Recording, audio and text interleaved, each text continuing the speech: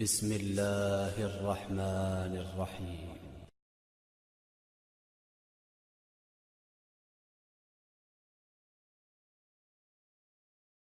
جن کا اثر ہو تو سب سے پہلے ہم کیا کریں؟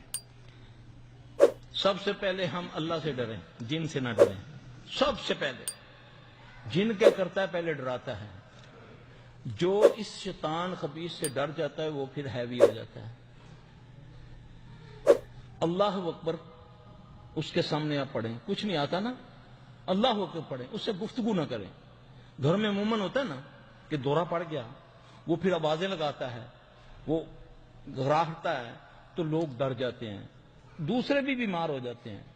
جن سے ڈرنا نہیں ہے، یقین جانے اللہ اکبر پڑھنے سے۔ نبی صلی اللہ علیہ وسلم کی ایک حدیث ہے کہ صحابی نا فرمایا یا رسول اللہ علیہ وسلم میں آ رہا تھا تو میں نے دیکھا تو سوکھے پتوں پر جیسے کوئی چل رہا ہے، تو میں نے گھبرا کر دیکھا تو کوئی بھی نہیں تھا، تو مجھے بڑا خوف آیا۔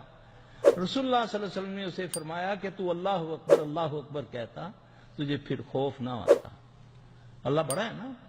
ویسے بھی کسی جگہ اترو تو اعوذ بکلمات اللہ التامات من شر ما خلق، کہیں کسی کے گھر میں مہمان بھی جاؤ تو یہ پڑھ لو، ٹھیک ہے۔ ایک دعا ہے حضرت خالد بن ولید کو اللہ کے نبی نے بتائی تھی، ان کو خوف کی تکلیف ہو گئی تھی۔ اعوذ بکلمات اللہ التامات من غضبی و عقابی و شر عبادی و من حمزات الشیاطین و یحضرون، یہ پڑھو اگر نہیں آتی۔ سب سے پہلے تو مصیبت یہ ہے کہ ہمیں آتا بھی کچھ نہیں نا۔ اب گھر میں جن آ جائے تو ہم گھر ہی چھوڑ کے بھاگ جاتے ہیں، ہمارے پاس مریض چھوڑ کے بھاگ جاتے ہیں ان کے لاحقین، یعنی کہ جب وہ پہلی بار ہمارے پاس سامنے آتا ہے تو جب ہم علاج شروع کرتے ہیں تو وہ چیز حاضر ہوتی ہے نا، تو ان کے گھر والے چھوڑ کے بھاگ جاتے ہیں۔ سب سے پہلے ڈرنا نہیں ہے، اگر وہ آ گیا تو اس سے کوئی گفتگو نہیں کرنی، قرآن پڑھنا شروع کر دو، اذان دینی شروع کر دو اس کے سیدھے کان میں۔ رسول اللہ صلی اللہ علیہ وسلم نے فرمایا جب مؤذن اذان دیتا ہے تو اس کی ہوا خارج ہوتی ہے، یہ بھاگتا ہے خوف سے۔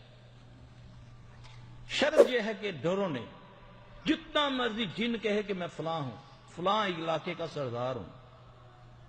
ہمارے یہاں تو اتنے بڑے جن نہیں ہیں اتنا، کیونکہ یہاں شرک نہیں ہے، مزارات نہیں ہیں۔ پاکستان انڈیا میں تو بھرا پڑا شرک، ایک خبیث کو پکڑتے ہیں، اس کے 10 مزاروں سے اس کے ساتھی آ جاتے ہیں اس کو بچانے کے لیے۔ یہ جنات کی بات کر رہا ہوں۔ تو کوئی کچھ کہتا ہے، کوئی کسان کہتا ہے، کچھ بھی نہیں کر سکتے انشاءاللہ۔ جاؤ جو کرنا کر کے دکھاؤ، وہ پھر کچھ نہیں کر سکتے۔ اللہ کے فضل، ڈرو نہیں، قرآن پڑھنا شروع کر دو، پھر کوئی مل جائے، کوئی اچھا مال ہے تو اس سے علاج کروا لو، ورنہ سجدے میں پڑھ کے رو کے دعائیں مانگو اور پھر اس کا علاج خود ہی قرآن سے کرو، اللہ اسے شفا دے گا انشاءاللہ تعالی۔